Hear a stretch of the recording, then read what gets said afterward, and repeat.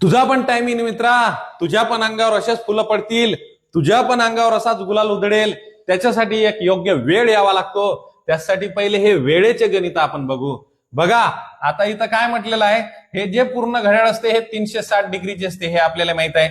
आणि याच्यामधला जो प्रत्येक हे जे एक घर म्हणेन मी याला, हे प्रत्येक 30 डिग्रीचं असते. मग इथं बघा, इथं मिनिट काटा आहे 4 वर, तास काटा आहे. मग हे 2 घर दिलेले आहे, म्हणजे इथं बघा 30चा कोण, इथं 30चा कोण. समजलं की नाही?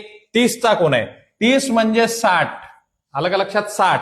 आता या मिनिट काट्यापेक्षा तास काटा पुढे आहे. पुढे ज्यावेळेस तास काटा पुढे असतो की नाही, त्यावेळेस बेरीज करायची. काय करायची? बेरीज. आता बेरीज काय करायची बा?